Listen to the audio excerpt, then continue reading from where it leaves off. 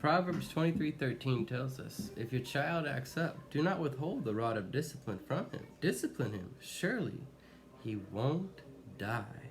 And so sometimes parents use this as a joke. We do discipline our kids. We might be school teachers, even if you're an employer over others. Sometimes you need to discipline them in corroboration with the things set up in that facility. However, when we discipline people, if we have to point things out, we need godly fear within us. We do fear God. We understand how merciful He's been to us. We understand how glorious and awesome He is, how much He hates sin, yet how compassionate He is to us who sin against Him, seeming like it's never going to end our sin.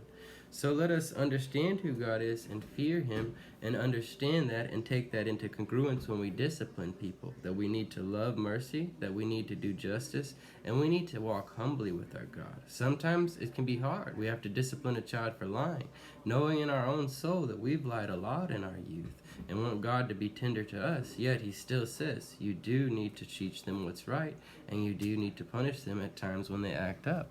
So 1 Chronicles 21, again, 14 and 15.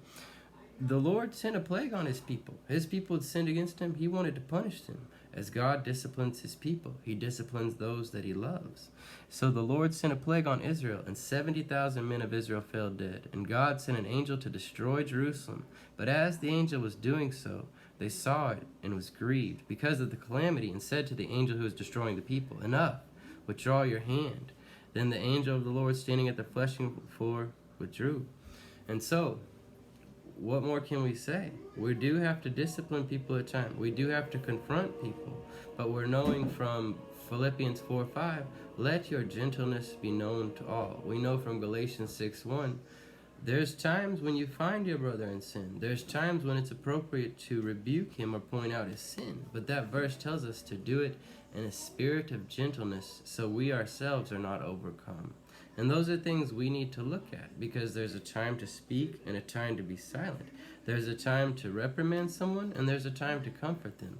But in all these things, as I mentioned before, let us do this all. Thoughts and motives that are beneath the Lord's control, let us do these things in harmony with our fellowship with Jesus Christ, in harmony with the power and reminder of the Spirit of the Word, and in absolute fear and absolute reverence of God, knowing that all of our best deeds and our worst deeds are going to be judged and will be rewarded. So let us keep the fear of God high in our hearts as we honor Him when we discipline people.